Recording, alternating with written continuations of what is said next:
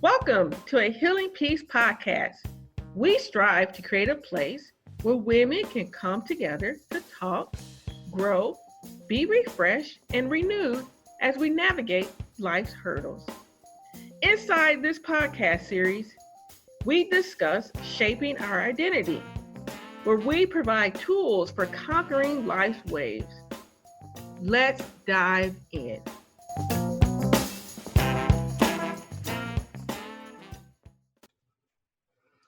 Welcome back. This podcast series, we've been talking about shaping our identity. I hope you enjoyed the last 3 episodes where we've been talking about strength. Well, we are continuing to build upon what we're learning. And I'm excited to discuss our next 3 episodes. We're going to talk about worthiness. Yes, we will talk about walking in a worthy manner. And guess what? This week's title is I Am Worthy. Ladies, how many times have you made this statement about yourself? Go ahead. Try it out. Say it loud. I am worthy. Now, when you made this declaration just a moment ago, did you believe it? Or did you not say it at all? I was challenged in making this declaration and believing it.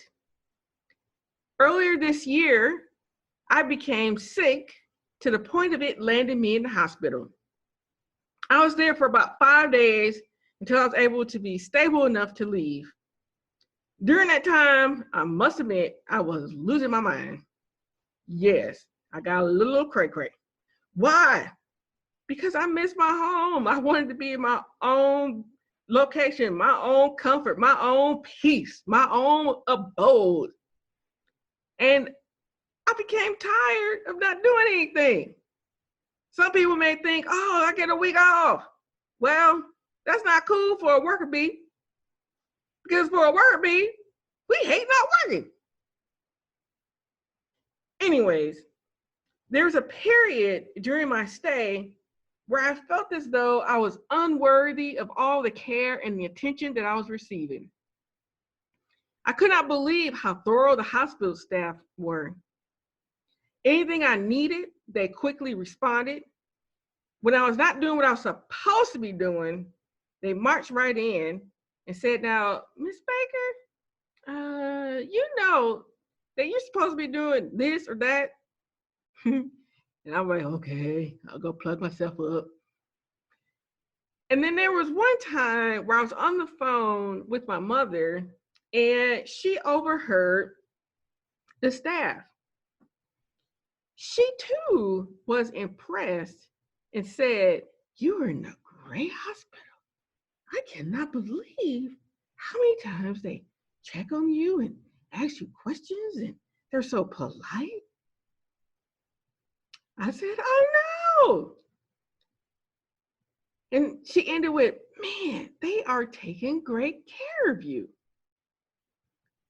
After my hospital stay, I told my friend about my experiences. I told her that I felt like royalty. I said, I felt like I was famous, but of course I'm not. I told her about the staff and how they treated me so well and all the visitors that came and sat with me, talked with me, brought me stuff. I was feeling a little spoiled. And she smiled and nodded at me. And then I told her, I said, man, like I felt so unworthy of my treatment. We tried it for a few minutes more. And by the end of the conversation, she stated, Kimir, it is natural to think that you're not worthy because we're not worthy in relation to the gift that Jesus provided us. Mm-hmm. Yeah, she was getting a little spiritual on me.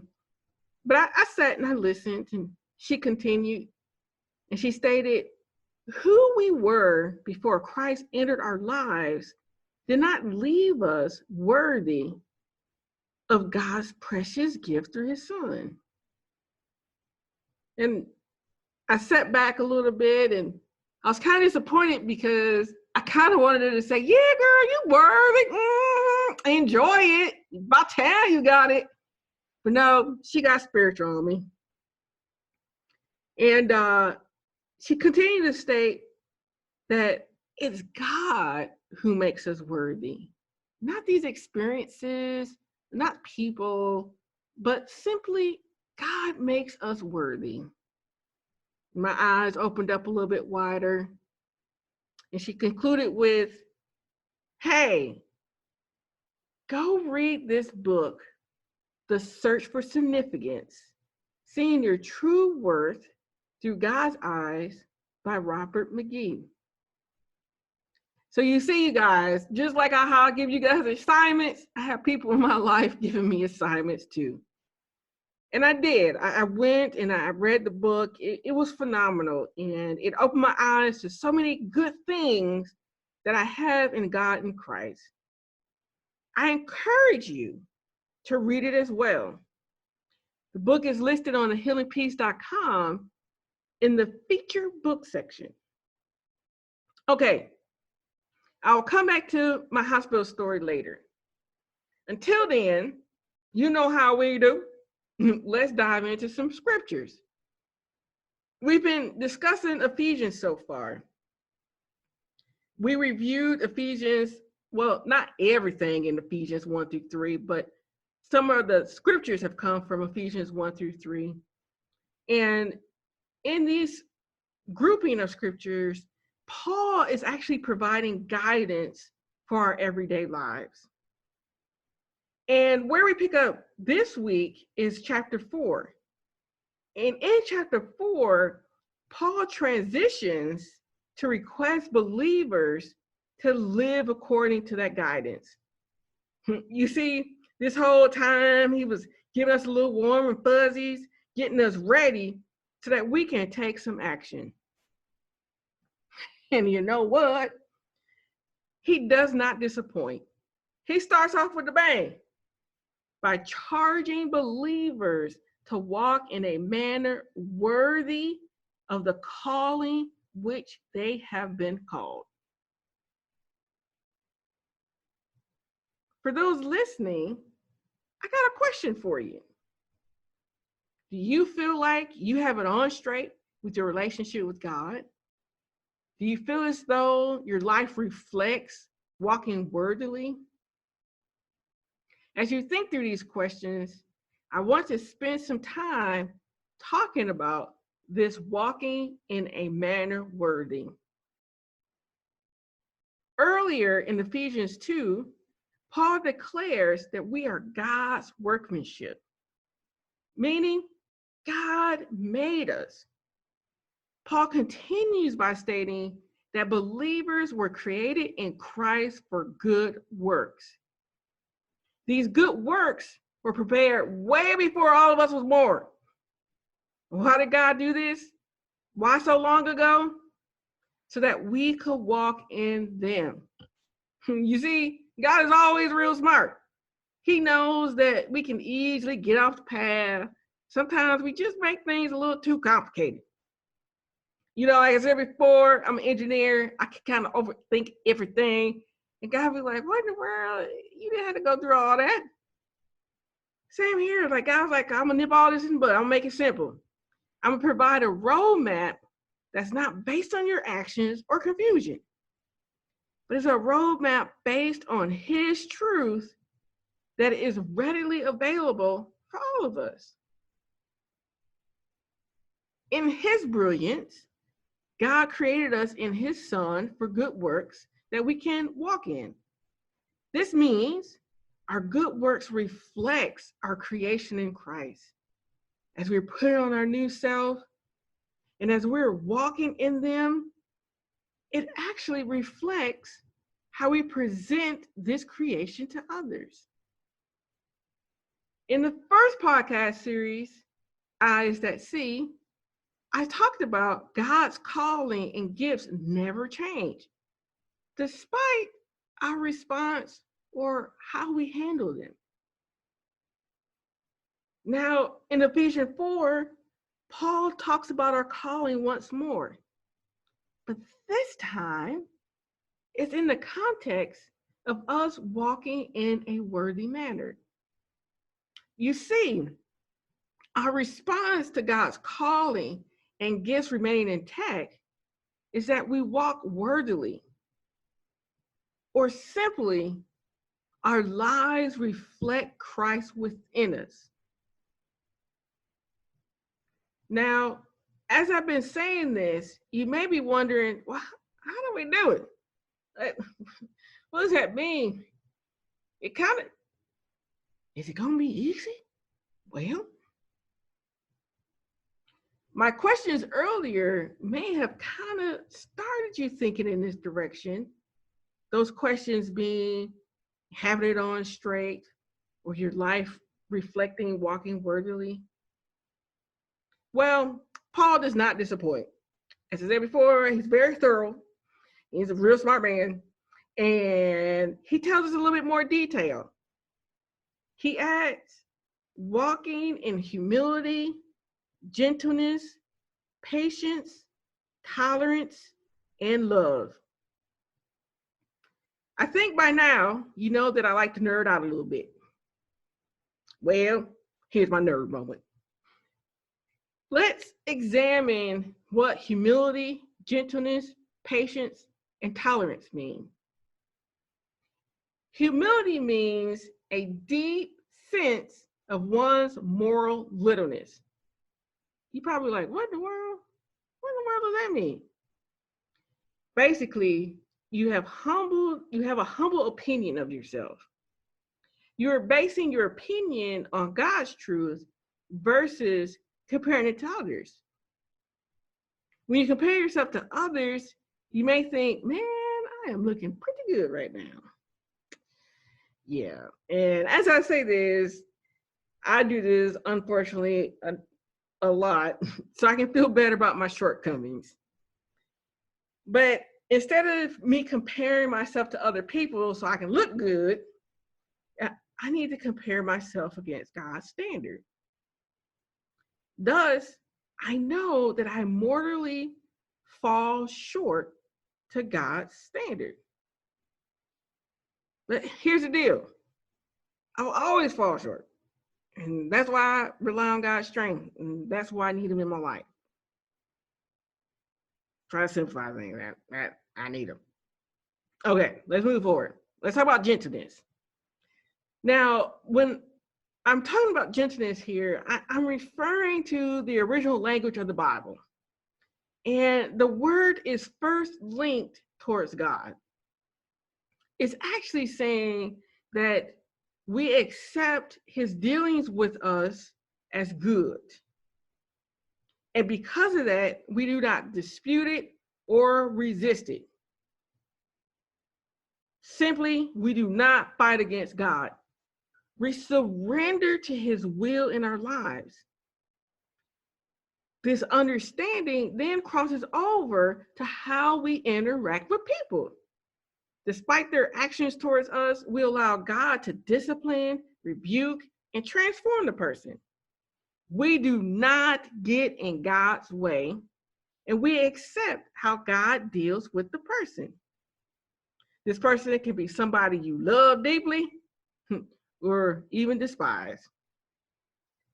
But in both contexts, we surrender them to God. Moving forward, patience. Patience means long suffering, and slowness to avenge wrongs. Tolerance means to bear, to endure a person with his or her opinions and actions. Like, we're enduring it. We're like, I'm tolerating, I'm enduring it. And we tie all of this together with love. Now, in Colossians 3, Paul adds to this list. Instead of starting the list with humility, he states, put on a heart of compassion, kindness. He also ends the list, he adds to the end of the list with forgiving one another. I'm grateful for the second list because, again, I'm kind of literal, put things together, big puzzle pieces. But it's kind of like he's saying, before you can even attempt all these things, I must have a heart of compassion. You must have a heart of compassion. And this compassion is fueled by mercy. Just like God did for me, he's asking me to do the same by extending mercy and forgiveness. Okay, so I'm going to do a little check here. I'll be honest. After I went in more detail, who said this is hard to do? I know at one point I was like, I don't want to talk about it no more. This is some hard stuff. But before we get stuck on the amount of work it takes, let's look at the benefit of being this way.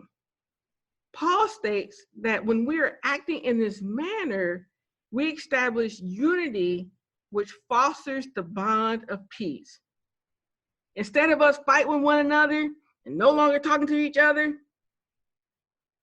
because we're possessing these qualities, we're getting along. There's a communion, there's a bond, there's a fellowship.